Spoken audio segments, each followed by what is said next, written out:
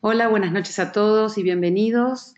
Ante todo quería agradecerles por su participación en este webinar de perimetría computarizada, hecho de suma importancia tanto para el diagnóstico preventivo y certero de tantas patologías oculares frecuentes y además poder incorporar los beneficios de esta tecnología no solo en nuestra práctica oftalmológica cotidiana, sino también entender que podemos abrir el espectro hacia otras especialidades médicas como la neurología, la reumatología, hasta para renovar una licencia para conducir que ya en ciertos países es de carácter obligatorio. Me presento, soy la doctora Gisela Chomsky, médica oftalmóloga egresada de la Universidad de Buenos Aires, Argentina, en donde me formé y desarrollé tanto mi actividad en la parte clínica como quirúrgica durante los últimos años. Actualmente me desempeño como directora médica en la empresa US Ophthalmic, a quienes les agradezco profundamente la invitación para dar este webinar. Esto es un curso básico, está orientado principalmente para aquellos oftalmólogos que están en formación, técnicos y optometristas, que no hayan tenido una experiencia previa con el uso de un campímetro. Así que espero hacérselos dinámicos y que se entretengan. Dada la cantidad de colegas inscriptos, les dejaré al final de la exposición un email de contacto para que si así lo deseen puedan enviar todas sus inquietudes y con gusto puedan ser contestadas.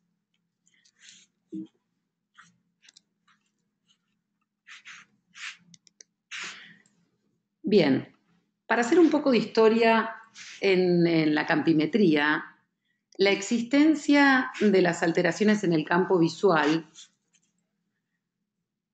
se conocen desde el siglo V a.C. y fueron descritas por Hipócrates. Luego Mariot, en el año 1668, describió la famosa mancha ciega.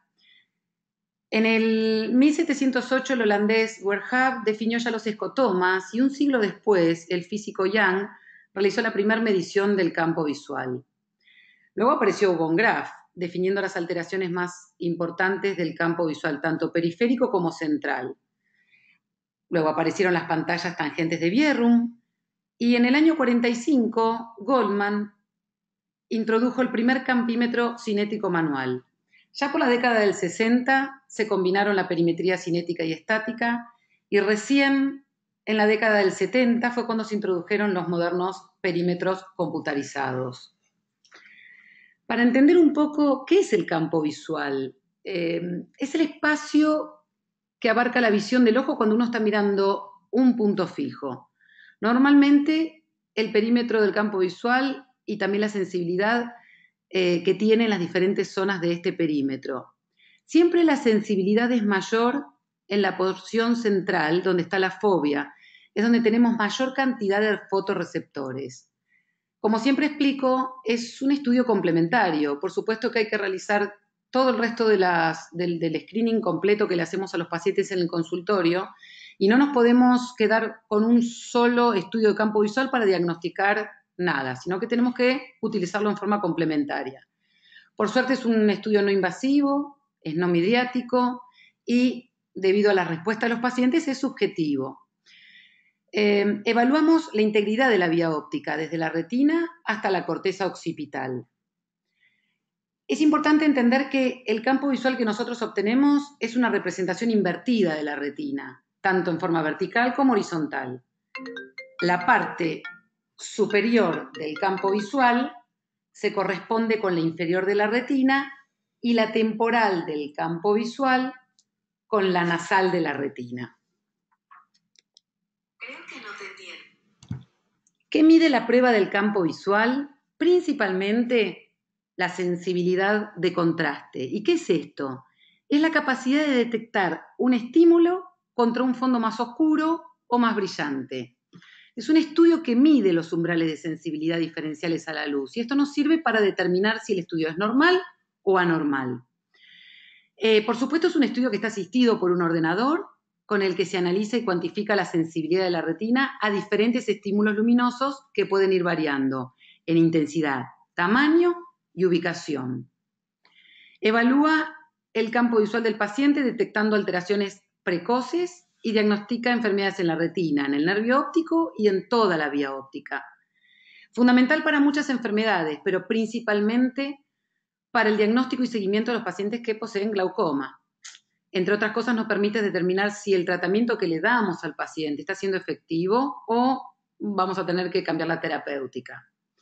Un aspecto importante que debemos entender para el correcto manejo de las campimetrías es saber que los resultados del paciente se comparan siempre con una amplia base de datos normatizados por la edad, para obtener un análisis estadístico de la situación y de esta forma saber si respecto a su grupo poblacional el resultado es normal o patológico. ¿Cómo se realiza un examen de campo visual? Importante siempre que el ambiente en donde lo vayamos a desarrollar tenga una luz tenue, en donde no haya ruidos, en donde el paciente se pueda sentir tranquilo y se pueda concentrar. Siempre los ojos izquierdo y derecho se prueban por separado, como dos exámenes independientes. Por normativa solemos tapar el ojo izquierdo y solemos comenzar siempre por el ojo derecho. Cada examen de la vista dura unos minutos dependiendo el test y las estrategias que hayamos elegido anteriormente. Debemos posicionar perfectamente al paciente en la parte de la mentonera y en la parte de la frente. Y enseñarles que tienen que mirar el punto central de fijación. Múltiples estímulos de iluminación LED se van a ir mostrando difusamente a través de la superficie del bowl perimetral con diferentes intensidades de la luz. Esa intensidad de los estímulos se expresa en decibeles y el paciente activa con el pulsador la respuesta cuando puede visualizar el estímulo LED en la superficie del bowl. Tener en cuenta que en el campo visual interviene mucho el factor aprendizaje del paciente, por lo que es muy normal que el primer campo visual nos salga poco fiable y que a medida que el paciente vaya adquiriendo experiencia, estos próximos campos visuales van a ir saliendo mejor. Para ello contamos con algo que llamamos demo, que es una pequeña demostración de cómo va a ser realmente el campo visual. Así, el paciente se siente seguro y tranquilo y confiado de cuando empiece el examen va a saber cuándo pulsar, a dónde mirar y cuáles van a ser los estímulos presentados. Es importante saber que siempre es preferible realizarlo antes de manipular el ojo. Por ejemplo, si vamos a realizar una gonioscopía o colocar gotitas para tomar la presión ocular o colocar gotitas para la dilatación pupilar, tenemos que esperar al menos 1 hora o más para poder realizar un campo visual. Y si esto no puede ser posible, es mejor realizarlo al día siguiente. ¿Qué indicaciones tiene un campo visual? Principalmente la disminución de la agudeza visual o pérdida del campo visual que refiere al paciente en el interrogatorio. Como control evolutivo del glaucoma, como habíamos mencionado, y otras enfermedades retinianas, como pueden ser las oclusiones arteriales y venosas, los desprendimientos de retina, las retinopatías diabéticas o las maculopatías. Control en tratamientos de enfermedades reumatológicas. Ustedes saben que en la mayoría de las enfermedades reumatológicas, como la artritis reumatoidea, el lupus, estos pacientes son tratados con antipalúdicos como la hidroxicloroquina. Estos medicamentos pueden alterar la mácula y entonces es importante realizarles un campo visual de 10 grados macular cada 6 meses, entre otros controles, por supuesto, que hay que pedirles. También en lesiones de la vía óptica, como en enfermedades neurológicas y neurooftalmológicas. Como screening, sencillamente una revisión ocular o examen de rutina. Como les dije, en Europa para la obtención de licencia para conducir es obligatorio. Para medicina industrial, en personal de fábricas o industrias, en operadores de maquinarias que deben tener indemne su campo visual temporal.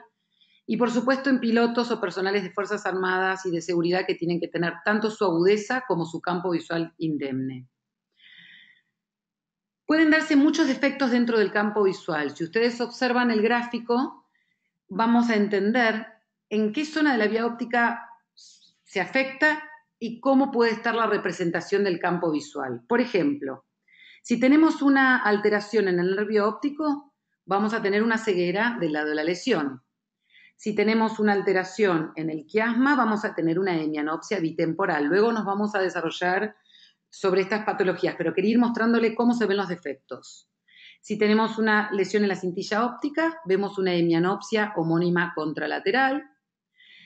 Tenemos una cuadrantopsia, por ejemplo, superior, en una alteración en la radiación óptica. Y tenemos Una hemianopsia homónima congruente con respeto macular si tenemos una alteración en la mitad de la corteza calcarina. ¿Qué factores afectan los resultados de un campo visual? Principalmente la edad. Ustedes saben que en pacientes de edad avanzada disminuye el nivel de sensibilidad retiniana. Eso puede afectar el resultado de una campimetría. Por supuesto, el tamaño pupilar. Si tenemos pacientes con una miosis, con una pupila menor a 3 milímetros, va a haber una cantidad de estímulos que no van a lograr ser vistos por el paciente. O también una midriasis farmacológica va a alterar los resultados finales. Opacidad de los medios, tanto en córnea cristalino o vítreo, va a hacer que más de la mitad de los estímulos no los va a poder ver el paciente. Los aros de los provines parece un dato menor, pero si el aro del provín es grueso, va a haber muchos estímulos en la parte periférica que el paciente no logre ver. Las ametropías que no estén corregidas, las ptosis con esas caídas palpebrales seniles, en donde todos los estímulos que sean presentados en la parte superior del bowl perimetral, el paciente no los va a poder ver. Y principalmente la fatiga del paciente. Es importante explicarles que tienen que acudir a realizar un estudio de campo visual bien descansados. Si no es así, directamente pasarlos para otro turno y explicarles que es fundamental que estén lo más alerta posibles. Anteriormente a la aparición de los campos visuales computarizados, nosotros nos teníamos que arreglar con este tipo de técnicas que eran las técnicas más antiguas, como por ejemplo el campo visual por confrontación, en donde el examinador se sentaba a 1 metro de distancia del paciente, el paciente se cubría un ojo y con el otro miraba un punto fijo, y nosotros hacíamos aparecer un estímulo desde la parte temporal, o sea, desde afuera hacia adentro, hasta que el paciente podía detectarlo. Otra técnica campimétrica es la famosa rejilla de Amsler. Esta técnica es una prueba muy útil para valorar la visión central macular. Se pueden detectar con ella cambios tempranos en el centro de la retina únicamente en los 10 grados centrales. Y para ello el paciente debe colocarse su corrección de cerca. Otro dato importante que tenemos que entender es que el campo visual normal tiene grados, tiene dimensiones que dependen de la anatomía facial del paciente. Aproximadamente tenemos 90 grados hacia el lado temporal, 60 hacia el lado nasal, 50 grados hacia el lado superior y 70 hacia el inferior. ¿Cómo trabajamos? ¿Cómo trabaja un campo visual? Tiene 2 modos de prueba. Una es la estática y otra es la cinética. Nos va a ayudar mucho la palabra estática y cinética para entender cómo es el funcionamiento. En el modo estático, el examen se va a definir por un test y una estrategia. Todos los colores y tamaños del estímulo van a estar disponibles y es el método más utilizado. Los puntos de prueba, que son los estímulos, se van a mostrar en ciertas posiciones determinadas durante un tiempo preprogramado. En cambio, en el modo de prueba cinético, el estímulo, con su tamaño, su intensidad y su velocidad fijos, se van a ir moviendo. Por eso se llama cinético. Se mueven desde la periferia al centro de la pantalla. Y la prueba se repite con diferentes tamaños de estímulos e intensidad que van a definir lo que vamos a llamar un isóptero. Ampliando un poco los conceptos de perimetría estática, en este tipo de perimetría, como les expliqué antes, se presentan estímulos luminosos, pero en una posición fija en el campo visual. Si queremos valorar la sensibilidad retiniana a la luz, que hay a lo largo del campo, es preciso ir variando la intensidad de esta luz para poder establecer el umbral de detección por parte del paciente. El tamaño del estímulo es constante y vamos a ir variando su intensidad hasta que el paciente sea capaz de detectarlo. Este punto de detección se llama umbral y que representa la mínima energía de luz que necesitamos para provocar una respuesta visual. El umbral se expresa en términos de sensibilidad, pero se representa en decibeles. Cuanto más baja es la sensibilidad de esa zona de la retina, más alta tiene que ser la intensidad del estímulo para que el paciente lo pueda percibir. En la perimetría estática los resultados son más fiables, son de mayor calidad y es estandarizado. Y se compara siempre con grupos de control de edades equivalentes. En cambio, en la perimetría cinética, el paciente tiene que mantener la mirada en un punto central, al mismo tiempo que el estímulo que suele ser un punto de luz, como les dije, se va desplazando desde la periferia hasta el centro del campo visual. El médico o el técnico que está haciendo el estudio va a ir registrando su localización en el gráfico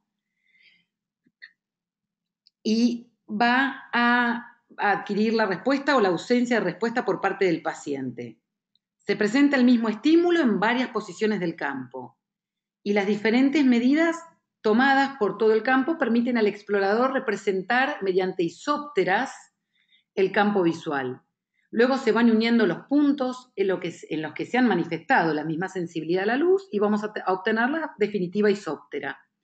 Es una muy buena alternativa para pacientes mayores o pacientes que les cueste mantener la mirada constante.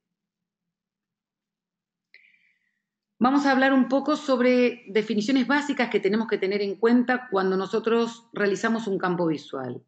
Cuando hablamos de escotomas, nos referimos ya a un daño instaurado en el campo visual del paciente. Según su profundidad, estos escotomas pueden ser relativos o absolutos. Si a determinada intensidad de un estímulo el escotoma no se manifiesta, pero si aumento la intensidad sí se manifiesta, es un escotoma relativo.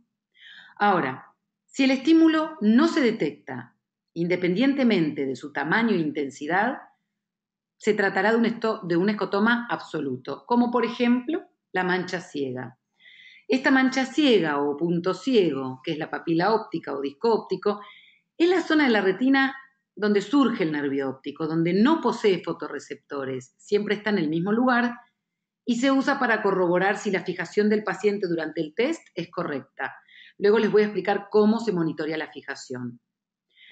El punto de máxima sensibilidad se corresponde con la foveola, donde hay mayor cantidad de fotorreceptores conos. Y en los 10 grados inmediatos adyacentes hay un descenso drástico de esta sensibilidad, debido al aumento de la concentración de los fotorreceptores bastones. En cuanto al tamaño del estímulo, Goldman definió 5 tamaños, del 1 al 5. Prácticamente todos los trabajos con la perimetría computarizada se realizan con estímulos del tamaño Goldman 3, así que todos los datos normalizados están basados en este tamaño de estímulo. Para los programas de baja visión o el Blue on Yellow, usamos el tamaño mayor, que es el Goldman 5. En cuanto a la clasificación y localización de los defectos que vamos encontrando en el campo visual, estos defectos son diferentes en función a qué zona de la vía óptica se ve afectada. Los defectos más comunes son la depresión y la contracción. La depresión, la mayor parte de los defectos del campo visual son causados por depresión de la agudeza visual, en un área concreta del campo que puede ser leve o pronunciada. La depresión generalizada se da cuando la sensibilidad a la luz se ve disminuida difusamente en todas las regiones del campo. Existe también una agudeza visual disminuida en todas estas partes. O sea, todos los estímulos se hacen menos visibles. Un ejemplo claro de esto son las cataratas. Una depresión generalizada no tiene un valor topográfico que caracterice la región determinada de la vía óptica. Por eso, este tipo de depresión no nos ayuda a localizar en qué lugar se ha producido la lesión. Es generalizada. Cuando la depresión es localizada, una zona de la sensibilidad visual reducida se ve afectada, solo en esa zona concreta del campo visual. Se puede considerar, por ejemplo, los escotomas como un tipo de depresión localizada, pero se diferencian, porque el escotoma está rodeado en su totalidad por zonas de sensibilidad visual normal, mientras que la depresión localizada no. Otro ejemplo son las contracciones, en donde la sensibilidad a la luz se ve reducida en la periferia del campo visual, hasta el punto que los estímulos no son visibles. Es decir, que el área del campo visual afectada es completamente ciega. Cualquier estímulo que allí se presente, independientemente de su brillo y de su tamaño, no va a verse. Esto aparece en los estadios más avanzados del glaucoma. Dentro de las contracciones nos encontramos con algunos tipos de defectos muy frecuentes que son las hemianopsias. Es la falta de visión que afecta a la mitad del campo visual, las hemianopsias. Este cuadro está provocado por una lesión en el quiasma óptico. A su vez, estas hemianopsias pueden diferenciarse en homónimas y heterónimas. O no, homónimas es cuando el defecto se da del mismo lado en ambos ojos.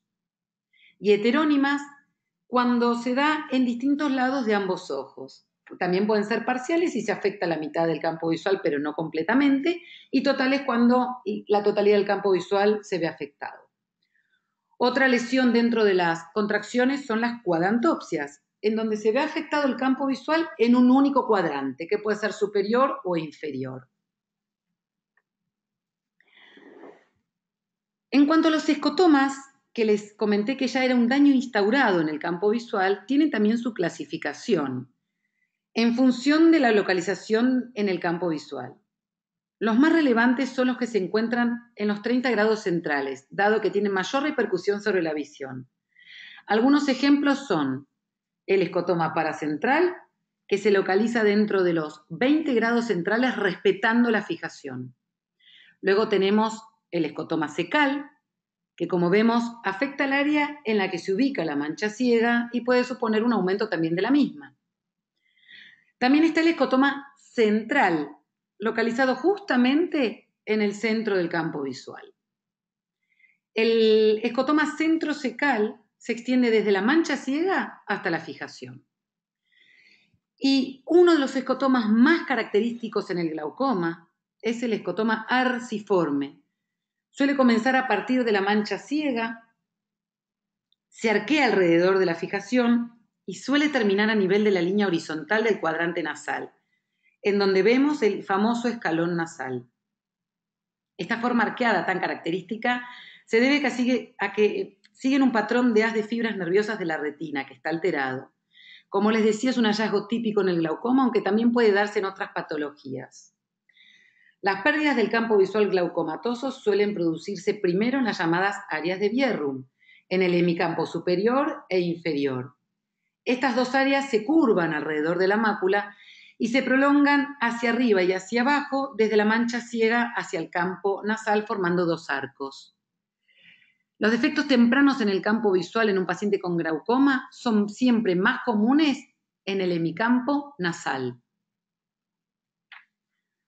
Muy bien, para interpretar si un campo visual que hemos realizado es confiable o no, tenemos que entender sobre los índices de confiabilidad. Se estima que hay 4 parámetros principales para basarnos si es confiable o no un estudio, que son el índice de falsos positivos, el índice de falsos negativos, el índice de pérdida de fijación y la fluctuación a corto plazo. Con respecto a la pérdida de fijación, cuando el test comienza, el campímetro monitorea la fijación, localizando, como les comenté, la mancha ciega. Y después proyecta ocasionalmente muchos estímulos en esta mancha ciega, lugar en el cual, si el paciente está colocado adecuadamente, no debe ver estos estímulos. Si el paciente responde a estos estímulos y registra una pérdida de fijación, es porque está mal localizado. Entonces, un elevado número de pérdidas de fijación en un 20% más nos indica que el centro de la mancha ciega se ha movido ligeramente. Por lo tanto, el estudio no es confiable y hay que repetirlo. En cuanto a los falsos positivos, es cuando el paciente aprieta el botón del pulsador como si hubiera visto un estímulo, pero este no se ha producido. Suelen darse cuando el campímetro suena, porque el campímetro suele tener sonido, pero suena, sin embargo no se presenta el estímulo. Hay solamente un sonido, pero no el estímulo presentado. Y suele ocurrir en pacientes que están ansiosos o nerviosos y que ante el sonido apretan el botón del pulsador sin haber visto el estímulo. Un índice de falsos positivos superior o igual al 20% invalida la prueba. En cuanto a los falsos negativos, es cuando el paciente directamente no responde a un estímulo que ya ha visto previamente en la misma localización. Esto sucede cuando el paciente está fatigado. Y en cuanto a la fluctuación, que es la variabilidad del umbral luminoso entre dos evaluaciones distintos a un mismo punto. Una fluctuación a corto plazo menor o igual a 2 decibeles indica una buena reproducibilidad en varios tests y ayuda a ver si el campo es fiable o no. Por suerte, los campímetros modernos nos ayudan con este tipo de calibración de patrones que nos ofrece en cuanto a los pacientes con grandes defectos en el campo visual o desviaciones significativas que pueden experimentar debido a la fatiga o a la larga duración del examen. Esta calibración de los patrones está diseñada para mejorar la comodidad de estos pacientes y reduce significativamente el tiempo de examen en más de 5 minutos. Un examen anterior puede usarse como punto de partida para una nueva prueba. Y las ubicaciones de los estímulos que no fueron vistos en el examen patrón se van a probar ahora con una intensidad mayor en el nuevo examen, a ver si el paciente logra verlos o no. Vamos a hablar un poco sobre el control de fijación. Les había comentado que es importante explicarle al paciente que durante todo el test tiene que mirar el punto de fijación central. Hay dos modos de controlar la fijación. Uno es el método de Hill-Craco y otro es el seguimiento digital o eye tracking. En cuanto al Hill-Craco, que es el más antiguo, valora la calidad de la fijación durante la prueba proyectando periódicamente el estímulo sobre la mancha ciega.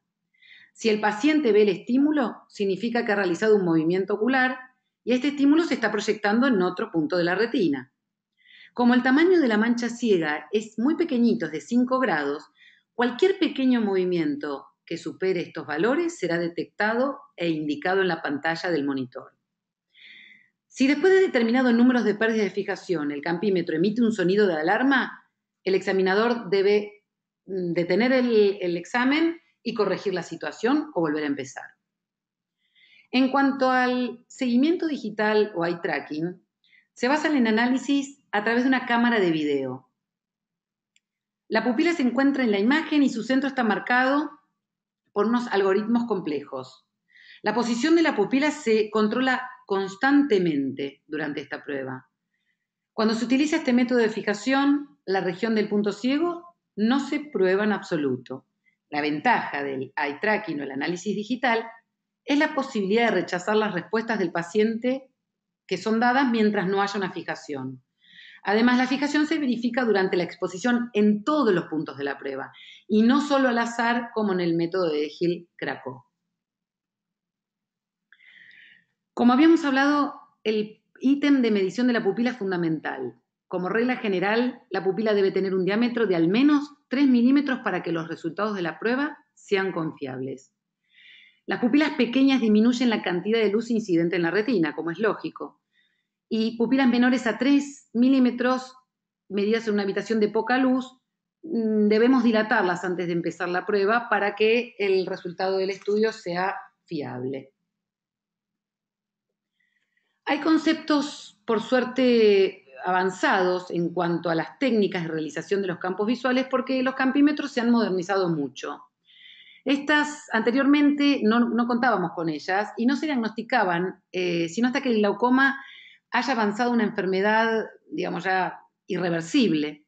Entonces, en la actualidad contamos con nuevas tecnologías que nos permiten su detección temprana. Ellas son la perimetría azul sobre amarillo, en el que aparecen puntos de luz azul sobre un fondo amarillo.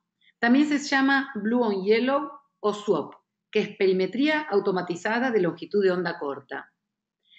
El estímulo azul-amarillo se emplea para detectar, como dije, daño precoz, ya que en las primeras fases de algunas enfermedades, específicamente en el glaucoma, hay alteración de este estímulo azul-amarillo.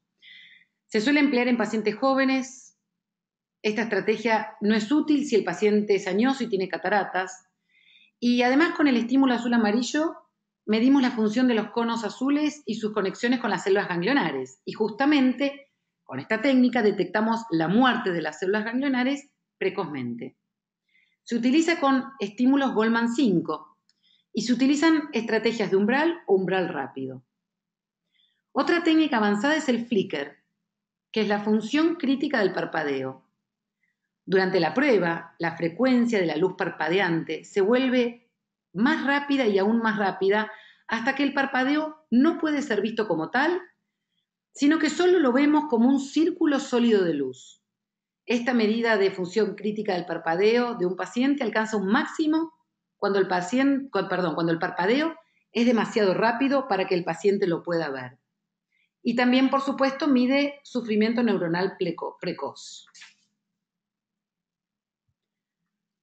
En algunos campímetros de alta gama podemos encontrar estas técnicas que nos ayudan mucho, que se llaman Targeted Perimetry o perimetría dirigida, o superposición del fundus, que es el fundus overlay. En la actualidad constamos con estas técnicas que nos proveen nuevas herramientas diagnósticas para poder optimizar la consulta y realizar los exámenes más rápido. El fundus overlay o la superposición de imágenes es un software que permite al médico superponer los resultados del examen con las imágenes del fundus tomadas con una cámara retinal o tomadas con el OCT o lo que tengamos como en el consultorio para poder tomar una foto del fundus. Una vez incorporada la imagen, los resultados del estudio se verán superpuestos sobre la imagen de la retina. ¿Y qué nos ayuda esto? A establecer una correlación entre la función visual y la estructura retinal. Las ventajas incluyen, entre otras, la posibilidad de medir la sensibilidad en ubicaciones específicas de la retina. La perimetría dirigida nos permite cargar imágenes también del fundus y seleccionar un área que requiere investigación. Así el examen de la perimetría se centrará en ese área designada. Esta tecnología permite un examen aún más rápido y preciso del área de interés. Como siempre, se importa la imagen del fundus y se seleccionan dos puntos de orientación, la mácula y el punto ciego. Y luego se seleccionan los puntos de la retina que estamos interesados en estudiar y ampliar. Vamos a ampliar un poco los conocimientos de acuerdo a los test y a las estrategias que tenemos que elegir para determinado paciente. Al momento de introducir los datos en el equipo, tenemos que seleccionar el tipo de test, considerando la situación o patología previa de cada paciente. Hay muchos test, pero los más utilizados son el Central 32, que evalúa los 30 grados centrales, y se emplea en patologías de glaucoma, retina y sobre todo en patología neurológica. Luego tenemos el 24-2, que evalúa los 24 grados temporales y 30 nasales. Se emplea muchísimo en la evolución de glaucoma y neurooftalmología. Tiene menor duración y, por supuesto, el paciente mayormente colabora. El Central 10-2 evalúa mácula, los 10 grados centrales. Se emplea para todas las enfermedades maculares o glaucoma avanzado y también para retinopatía diabética. Y es útil para screening, como les había comentado antes, en medicamentos potencialmente tóxicos como los antipalúdicos, tanto la cloroquina o hidroxicloroquina en enfermedades como lupus o artritis reumatoidea. El Central 22 es un campo de prueba central estándar. Tiene pocos números de puntos y es un examen corto, independientemente de la estrategia que vayamos a elegir. El driving se hace binocularmente. Se prueban todos los puntos del centro hasta los 50 grados. Y luego el punto de fijación se va moviendo a otra posición periférica hasta comprobar todos los puntos del campo extendido hasta los 80 grados. El full es un campo de prueba completo que cubre los 50 grados del campo visual del paciente. Pero debido a la gran cantidad de puntos, y es largo, le genera mucho cansancio al paciente y puede generar algunos errores. El glaucoma es un campo central de 30 grados, pero extendido hacia los 50 en dirección nasal. Puede usarse para rastrear regresiones de glaucoma y es una alternativa para los campos de pruebas centrales. Les mencioné el macular, que abarca los 10 grados centrales para todas las enfermedades maculares. El wide, que es un campo de prueba amplio, es un central de 30 grados, pero extendido hacia los 50, en el plano horizontal, por supuesto, y es conveniente para examinar las regresiones de glaucoma. En el caso de pacientes mayores que tienen los párpados caídos, es importante porque no solo alcanza los 30 grados, sino que se extiende hacia la parte temporal. Entonces, en los pacientes que tienen el párpado caído, que no pueden ver los estímulos a nivel superior, pueden verlos a nivel temporal. El periférico es un campo de prueba que cubre 3 anillos de 30, 40 y 50 grados. Y se recomienda utilizar cuando se prueba la sensibilidad de una parte bien periférica de la retina del paciente. El 24-2, como lo mencioné, es uno de los más frecuentemente utilizados, que mide los 24 grados temporales y 30 nasales, en glaucoma y sospecha de glaucoma. Ahora bien, ya habiendo elegido el test, tenemos que elegir la estrategia. Hay muchas estrategias. Nosotros tratamos de elegir la estrategia de acuerdo a la edad del paciente y a la tolerancia. Por supuesto, en pacientes jóvenes podemos elegir estrategias más largas. Y en pacientes de mayor edad o en pacientes inquietos o que no puedan mantener la fijación central, tratamos de elegir estrategias rápidas como para poder ayudar al paciente a que tenga un campo visual confiable. ¿Qué es una estrategia? Es el método de realización del examen y cómo se muestran los puntos al paciente. Se define con qué rapidez y precisión se medirá la sensibilidad de la retina. Hay tres grupos más conocidos que son la estrategia del umbral, que se llama threshold, la estrategia de detección o screening, que es la supra-threshold, y las especiales, que son de las derivadas de las estrategias de screening. Las estrategias de screening se utilizan para una comprobación rápida y superficial. Es una estrategia rápida, es menos precisa, pero es rápida. Directamente nos muestra si el paciente ve o no ve el estímulo. Las estrategias de umbral se utilizan para un examen más detallado, con el fin de diagnosticar posibles defectos, como por ejemplo el glaucoma y la salud de la retina. Determinan en cada punto la sensibilidad de la retina, hasta 6 veces el mismo punto. Y el umbral es una técnica, como les decía, más precisa, requiere más pasos y muchas veces el paciente se cansa, pero mide la sensibilidad en cada punto. Esto es muy importante.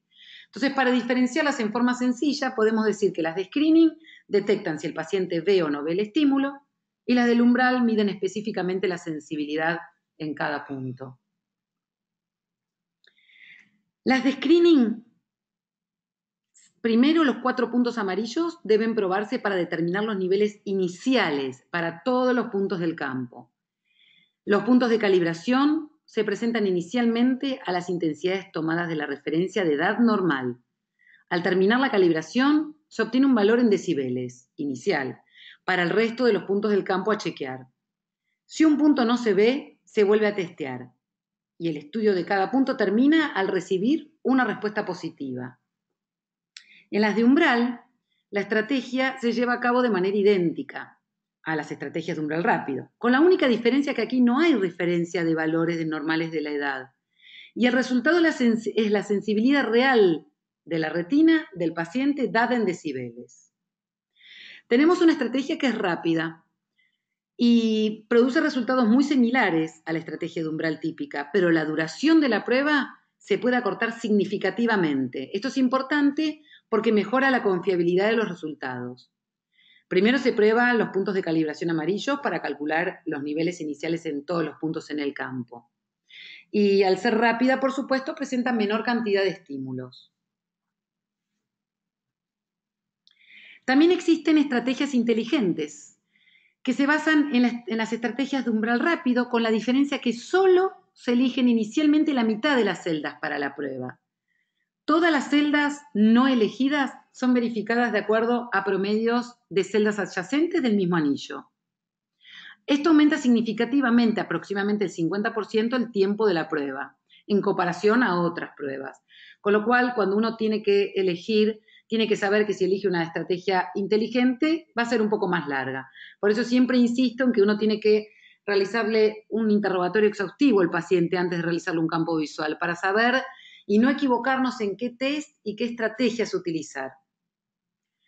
Las tres que siguen, que son la de umbral rápido y la de umbral inteligente, también se pueden realizar con un cambio de color en el estímulo que se llama umbral azul sobre amarillo. Y también vamos a utilizar un cambio en el tamaño del estímulo que es Goldman 5. Estas tres, blue on yellow, cambiamos el color y cambiamos el tamaño del estímulo. Si queremos elegir una estrategia bien rápida y de pocos puntos como para hacer un screening, podemos elegir la zona 2 o 2 zona. Es la más rápida que tenemos disponible. Los niveles iniciales de decibeles se asignan a todos los puntos y están tomados de la referencia normal de edad. El programa no realiza la calibración de los 4 puntos amarillos en un inicio. Cada punto del campo se prueba una sola vez. Si la respuesta del paciente es positiva, se marca con un círculo. Y si no ve directamente el estímulo, se marca con una cruz. Es la más rápida y es la de screening en un paciente joven, por supuesto que no estamos presumiendo que tiene glaucoma o alguna enfermedad. Es para saber si ve o no ve el estímulo en forma rápida. Después tenemos la zona 3 o 3 zona, que es similar a la 2 zona, con la diferencia que si la respuesta del paciente es negativa, retestea el punto, sin tener en cuenta la tabla de edad. Si la respuesta es positiva, se clasifica como defecto relativo y si es negativa, es un defecto absoluto. La estrategia constante se lleva a cabo de manera idéntica a la zona 2, con la única diferencia que todos los puntos que se prueban tienen el mismo valor constante. La estrategia del defecto cuantificado es una versión simplificada a la de screening. Los niveles iniciales están tomados de la edad normal de referencia y cada punto se testea con el valor inicial. Si la respuesta es positiva, termina. Y si no, se retestea modificando el brillo del estímulo hasta cuantificar el defecto. Luego tenemos las estrategias neurológicas, que se basan en las de screening, pero toman 4 puntos de cada cuadrante. Es un poquito más rápida, porque en general los pacientes neurológicos no pueden o les cuesta mantener la fijación. Entonces tomamos 4 puntos de cada cuadrante y se prueban. Si no se ven, toman todo el cuadrante como no visto y continúan testeando los cuadrantes siguientes. La estrategia de escaneo rápido, la Fast Scan, es igual a la de screening, pero ¿por qué es rápida? Porque se testean la mitad de los puntos. Es más rápida, pero disminuye la calidad de los resultados, porque son menos puntos testeados. Como habíamos mencionado antes, la de perimetría dirigida nos da la opción de elegir los puntos a analizar en base a una imagen del fundus. Y la estrategia de medicina industrial se lleva a cabo como la zona 3, pero la diferencia es que los valores iniciales de los puntos se prueban con una reducción de 6 decibeles con respecto a los valores de la normativa por edad. La estrategia de medicina industrial extendida es igual, pero un poco más larga. La estrategia binocular se utiliza para probar la llamada visión binocular única. Ambos ojos se prueban simultáneamente. Los puntos se muestran con intensidades máximas, que serían 0 decibel. El paciente decide si el punto presentado aparece como un solo punto simple o doble. Si es simple y sencillo, el paciente debe presionar el botón una vez. Si es doble, debe presionar 2 veces. Y si no ve el punto, el botón no debe ser presionado. Todos los puntos que aparecen como simples aparecen con una letra S, los dobles con una D y los que no se ven con una X. Hay que tener en cuenta que en el caso de la estrategia binocular, el monitoreo de fijación no puede estar activo porque están los 2 ojos fijando. La estrategia B-Driving está diseñada para realizar una prueba binocular utilizando ambos ojos en campos extendidos hasta los 80 grados hacia la derecha y hacia la izquierda. Fundamental para los pacientes que manejan, por supuesto. El paciente debe ser examinado con las gafas correctoras de cerca si es necesario y debe observar el punto de fijación con los 2 ojos abiertos. Cuando el campo central ya está probado, empieza a probar los campos periféricos. La estrategia monocular se lleva a cabo de manera idéntica, pero solamente se prueba un solo ojo. Bien, una vez pasado el test y haber elegido la estrategia y haber terminado el estudio, podemos elegir de qué forma podemos ver el estudio, principalmente para nosotros y para enseñarle al paciente las diferentes o múltiples posibilidades para ver los resultados en la pantalla y elegir cuál es la mejor opción según lo que queremos ver. Podemos elegir una visión única o single, en donde se muestra un único mapa gráfico del examen actual, que puede ser en decibeles, en mapa de grises, en mapa de colores y demás. Esta es la opción simple. Podemos utilizar un combo de visión, en donde todas las opciones posibles están disponibles solo para el campo seleccionado. O sea, se ven 4 presentaciones del mismo examen, en decibeles, en escala de grises, en escala de colores, en age normativa de desviación. También podemos ver una opción que se llama Cross Section View. Es un mapa gráfico que divide el campo visual en 2 partes, representadas en el color rojo y azul. Este estudio permite seleccionar el ángulo de corte. ¿Y qué nos permite? Tomar la sensibilidad en decibeles en todas las direcciones del campo visual. Decibeles en la parte vertical y grados en la parte horizontal hasta los 60 grados. La forma de ver en Multiview es una opción adecuada para ver los resultados del paciente recopilando diferentes test y estrategias de prueba, que nos permite visualizar 4 exámenes diferentes pero del mismo paciente. Todos los resultados de los exámenes se presentan en el mismo formato. Cuando nosotros vemos la pantalla de resultados, podemos elegir, seleccionar los datos que se presentarán en la pantalla definitiva, que puede ser en decibeles, en escala de grises, en escala de colores, en escala de patrones, en 3D en colores y en 3D en escala de grises. La verdad que tenemos mucha variabilidad para realizar los informes y mismo para mostrarle a los pacientes, que a veces son más gráficos los resultados en escalas de 3D para que puedan entender dónde tienen el defecto y cómo cuidarse. El decibel level es la sensibilidad de la retina presentada en forma de valores numéricos en decibeles. Todos los valores de decibeles representan el brillo de los estímulos, cuando son detectados las respuestas del paciente.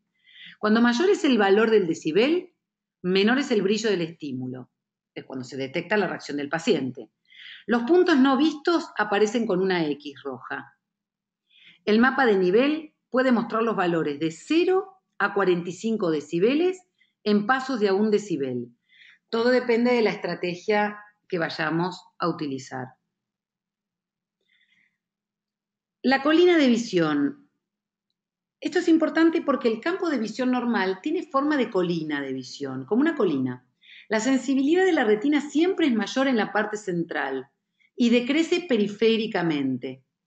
Cuando la retina del paciente no reacciona como lo esperado, esta colina de visión decrece en una o más áreas. Como les decía, es una representación tridimensional de estas sensibilidades retinianas. Facilita la comprensión de los defectos del campo visual en decibeles. Normalmente, la colina de visión cambia con la edad y en enfermedades como el glaucoma. A medida que el individuo envejece, la colina de visión se va deprimiendo. Tenemos la probabilidad de la colina de visión. ¿Y qué muestra? Justamente como la palabra lo dice, las probabilidades de los defectos en el campo de visión. La probabilidad se obtiene a partir de los valores de decibeles de la colina de visión. Y el mapa de probabilidad de colina de visión es un tipo diferente de presentación del mapa de decibeles de colina de visión. El age normal. Es muy importante el age normal. Es un mapa de edad normal donde muestra las diferencias entre los valores de edad normal y los obtenidos en la prueba. Yo le dije que el equipo chequea siempre como una normative data la edad del paciente. Por lo tanto, el mapa de edad normal se considera como una referencia y es una diferencia entre el mapa de nivel teórico y el medido. Se puede dibujar en los siguientes formatos, que serían el numérico, la escala de grises, la escala de color, la escala de patrón y el gráfico de 3D. El Age Normal Probability. Nuevamente estamos jugando un poco con las probabilidades. Un mapa de probabilidad de edad normal muestra la probabilidad del defecto por cada punto del campo. Las probabilidades se calculan a partir de las diferencias entre los valores de edad normal teóricos y calculados. Cuanto menor es la probabilidad, mayor es el defecto en el campo visual. En cuanto a los resultados, cuando miramos los absolutos y los absolutos normativos, un mapa absoluto se obtiene dividiendo todos los valores de un mapa de decibeles de nivel por 3. Esto hace que disminuya la dinámica de la presentación. Solo puede ser presentado en el formato numérico. Los grandes valores desaparecen y se ponen de manifiesto los cambios locales. Un mapa de absolutos normalizado se obtiene restando el valor de nivel 0 de todos los valores, creando un mapa de nivel en decibeles, por supuesto. Y también solo puede ser presentado en el formato numérico. Vamos ahora a un gráfico muy conocido, que es el gráfico de Beebe. Normalmente el gráfico de Beebe lo utilizamos porque es un gráfico muy ilustrativo de profundidad de los defectos. ¿Qué significa esto? Se obtiene sobre la base de los valores de desviación de la edad normal en el eje vertical. En este eje vertical está la edad. Todos los puntos probados se ubican a lo largo del eje horizontal en orden decreciente, de modo que los puntos con alta sensibilidad se ubican a la izquierda y los de baja sensibilidad a la derecha. Cuando la sensibilidad del ojo disminuye, por ejemplo, en un caso de cataratas, se reduce la curva de defectos, como vemos aquí. Normalmente tienen que estar entre los 5 y 95%, pero en pacientes que tienen opacidad de medios o cicatrices corneales u opacidad vítrea, disminuye la sensibilidad notoriamente, y para el médico es muy sencillo ver este gráfico porque encuentra enseguida la disminución de la sensibilidad. Otra forma es el Age Normal Standard. Es un mapa numérico con los valores normales de referencia por la edad en decibeles. ¿Qué nos permite en cualquier momento de la consulta tener acceso al mapa correspondiente de la edad de nuestro paciente con los valores de la población sana normal? Entonces, nosotros podemos ir comparando cuánto le dio en decibeles al paciente en el momento del test a cuánto le debería haber dado con un Age Normal estándar. Tenemos la disponibilidad a tener acceso a este Age Normal estándar sobre una base normativa de edad creada en base a estudios de población sana. El equipo posee esta base de datos almacenada y nos permite utilizarla para comparar, como les decía, con los test que estamos realizando y encontrar anormalidades de forma rápida. ¿Qué pasa cuando tenemos un informe? El formato de impresión más común de resultados es el estándar HFA porque está basado en el equipo Humphrey. Es un tipo de impresión muy utilizado donde contiene 6 mapas gráficos y toda la información necesaria para analizar los datos del examen. La siguiente información se presenta en la parte superior izquierda, donde está la impresión, el logotipo del fabricante, por ejemplo, la versión del software, el nombre de la clínica, la fecha de impresión, y los datos del examinador y el nombre del médico se encuentran a la derecha.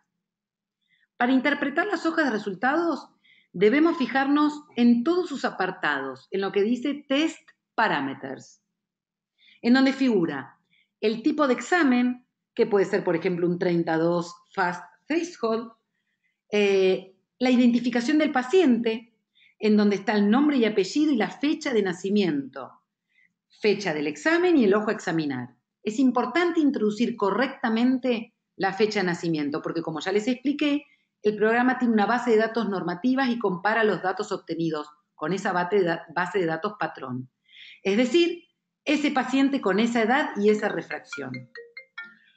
Cuando se desvía del patrón normal para la edad y esa refracción, es importante tenerlo en cuenta.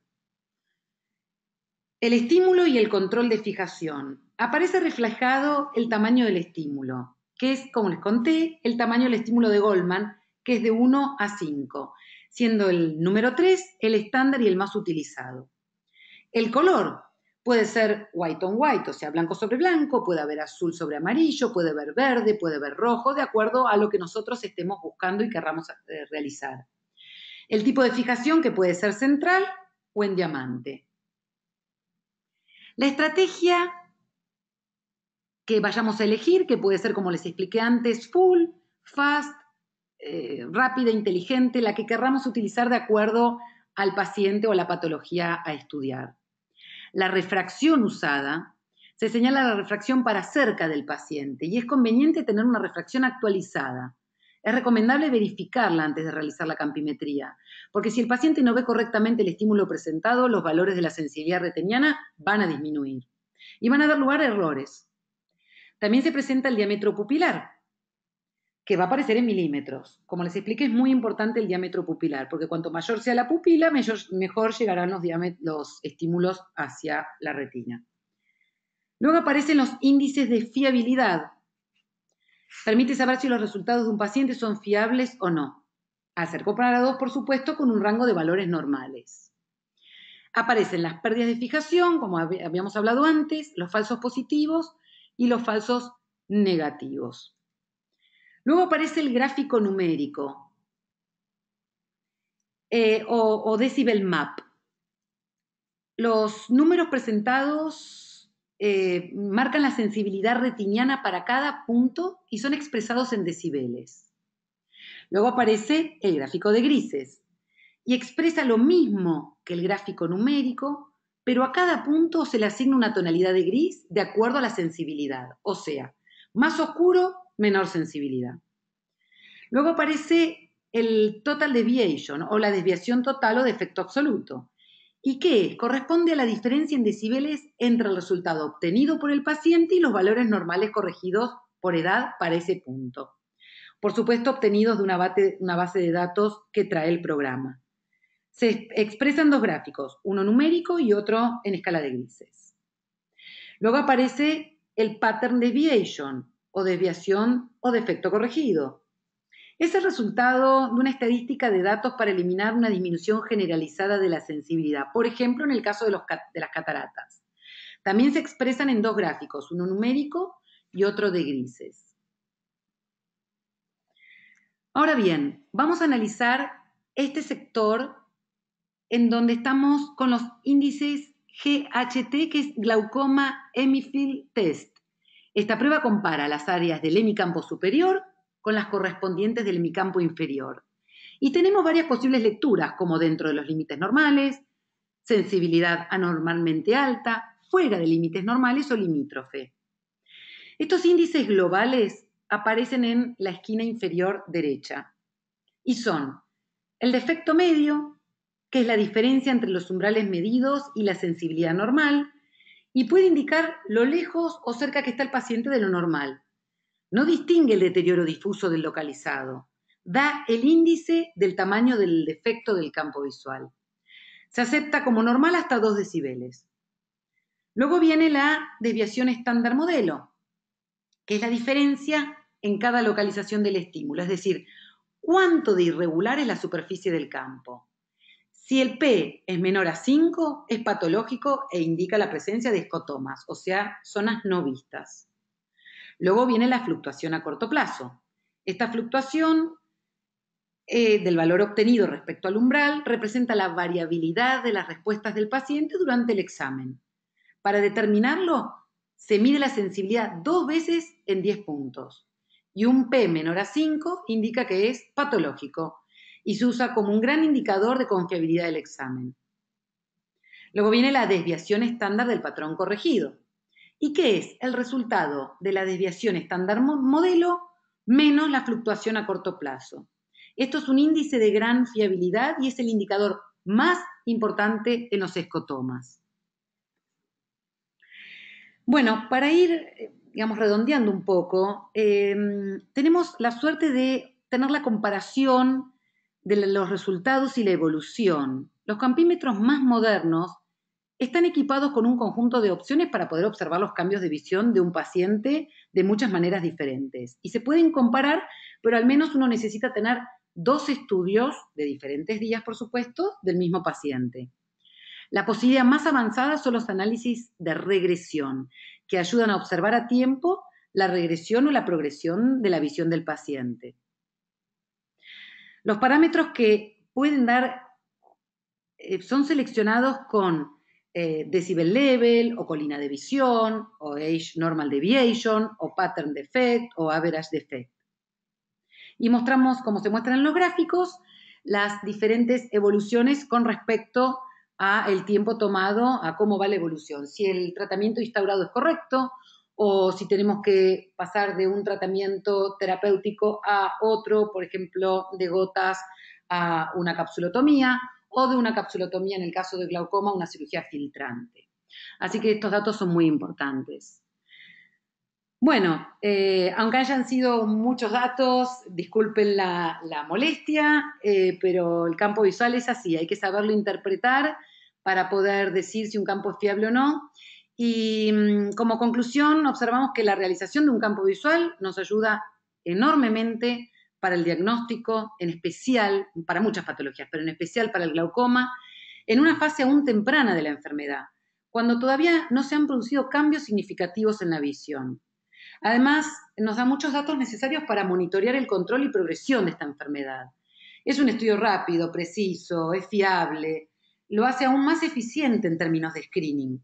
Así que queda claro que el campo visual, como habíamos hablado, debe estar correlacionado con otros estudios, como cuando tomamos la presión intraocular, la oftalmoscopía, la realización, si podemos, de un OCT, la paquimetría, la gonioscopía.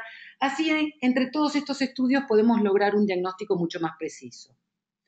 Bueno, espero que les haya sido útil y aquí les dejo el email de contacto que es info@usophthalmic.com por si tienen preguntas, dudas y se quieren comunicar conmigo. Así que, bueno, desde ya muchas gracias, les agradezco profundamente el haber escuchado el webinar y estamos en contacto permanente. Le agradezco nuevamente a US Ophthalmic y nos mantenemos en contacto. Muy buenas noches para todos.